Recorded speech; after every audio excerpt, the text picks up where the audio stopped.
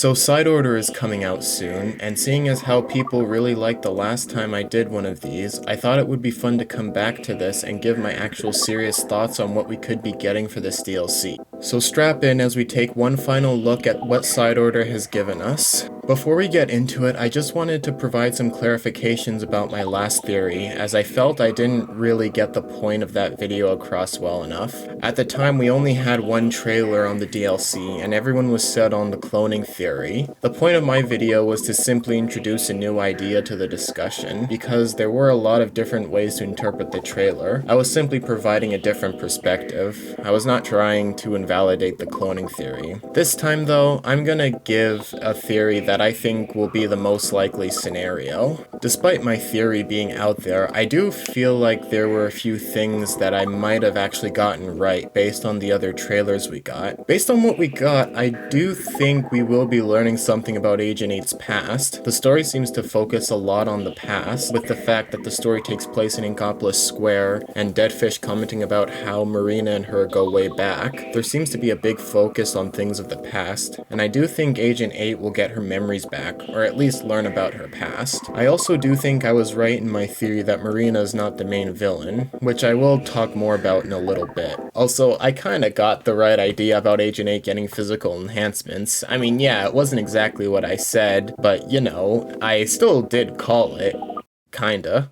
But the biggest and honestly most surprising thing I might have gotten right, I think my theory about the boss room screams is actually correct. Listen to the ending of the second trailer.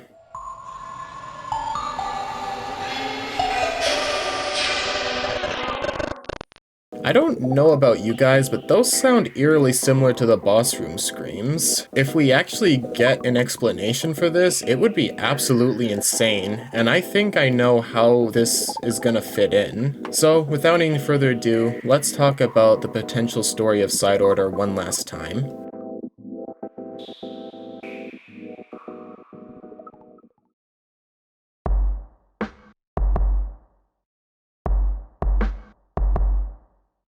I'll be honest, I was struggling to understand what was going on with this whole digital world thing for a while. Nothing I came up with really made any sense to me, and I was beginning to give up on trying to explain this aspect of the story.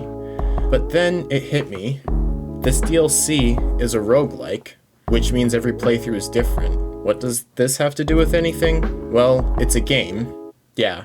It's nothing more than that. It's quite literally a digital game. I think this is a VR type situation where people's consciousness get put into the game, think Sword Art Online. That could possibly be the explanation for the roguelike aspect. It's different each time because 8 would leave the world and re-enter at different times, making it so she'd have to start over. This was further confirmed to me thanks to the beginning of the last trailer for Side Order, with Neo 3 falling asleep while the digital world enveloped everything around her. It's exactly what happens when someone puts on the nerve gear in Sword Art Online. You fall asleep, and your consciousness gets transferred to the digital world. When I came at it with this idea, everything started to make sense. This is why Deadfish explicitly said she was a bystander that got sucked in. Her consciousness got sucked into the digital world. It's not hard to believe that Marina created this world either.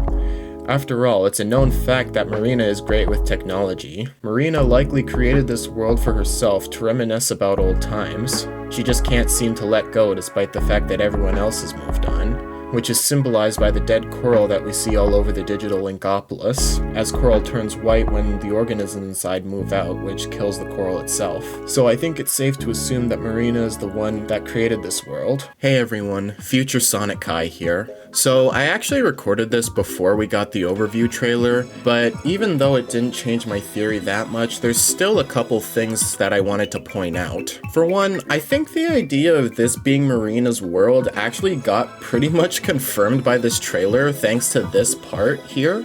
That's Marina's symbol right there. So either this is her world or she found a way for us to get into this world, but seeing as how she's missing and not actually with us on this adventure, I think it's safe to assume that this is actually her world, so that's pretty cool. Also, the fact that they're bringing back challenges from Octo Expansion also makes me think that it is possible that we are going to be talking about the past in this DLC. So that's also something that I think is pretty much close to confirmation, but we'll just have to wait and see. Anyway, let's hand it back to Past Me to finish his theory. So obviously Marina is the one to blame for this, right?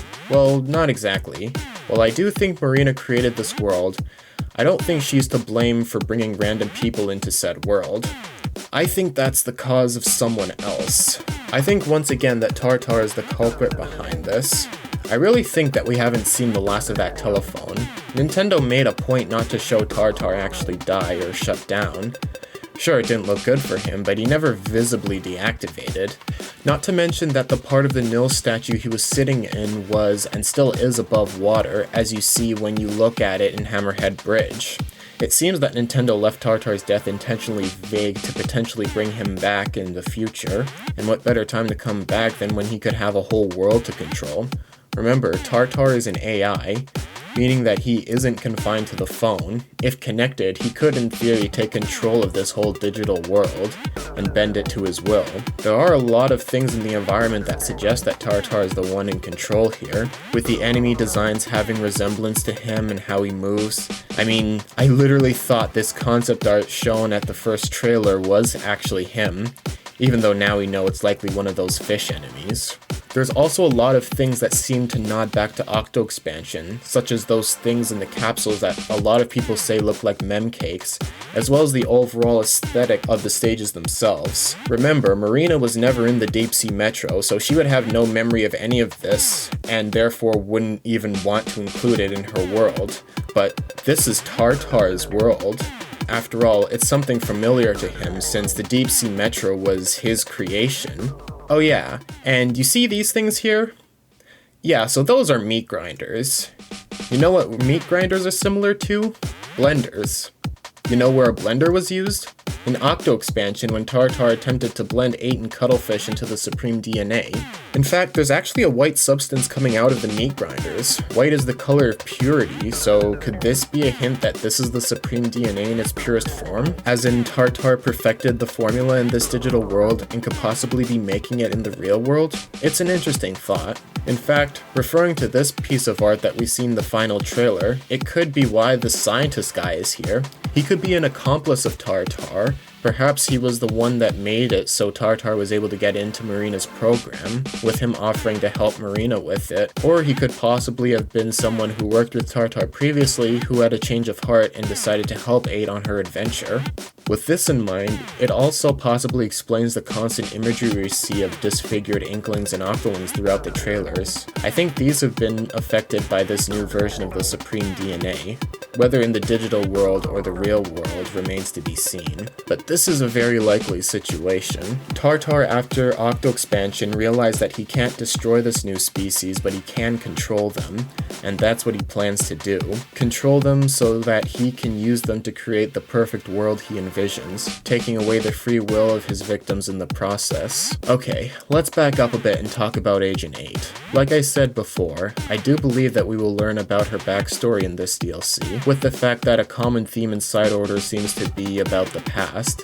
Marina in theory wanting to relive the past with this digital world, Deadfish likely telling us about her past with Marina, and a lot of stage environments bearing a striking resemblance to Octo Expansion. The past seems to be a big part of the story, which is why I think we will learn about Agent 8's backstory as we progress the game. While I do think cloning will be explored in this story, I don't think 8 herself is a clone. I'm still going with the idea that she's an Octoling who has special abilities. There were just too many hints left in Octo Expansion, which I touched upon in my last theory video, as well as in Side Order itself, and I still believe this is going to be a plot point in Side Order. Also, just a quick side note, since I know people are gonna ask in the comments, no, I don't think Pearl is trapped in the digital world. I think she's guiding 8 on the outside, and the drone is how she sees into that world. I think Pearl is with 8 in the real world watching over a sleeping body while she's in the digital world. I don't think it's far-fetched for Pearl to have some kind of admin permission for this world, since I doubt Marina would keep something this big a secret from her. And even if she did, Pearl would know Marina well enough that she would be able to get into the program and guide 8 from the outside. Trust me, Pearl is smarter than people give her credit for. So with all that being said, where does the cloning come into play? Well, let me turn your attention to this piece of art in the final trailer. Looks innocent enough, right? Well, actually, everyone was quick to realize that one of those black figures barred a striking resemblance to Agent 4, myself included. However, I don't think this is the real Agent 4. I think that this is a digital clone of her. These are not the only black figures with red eyes. The skeleton fish also have that color scheme, and as far as we know, they originated from this world, so I think it's safe to assume that these figures originated from here too. There's even further evidence of this with this little guy in the training area. Take another look when you activate him.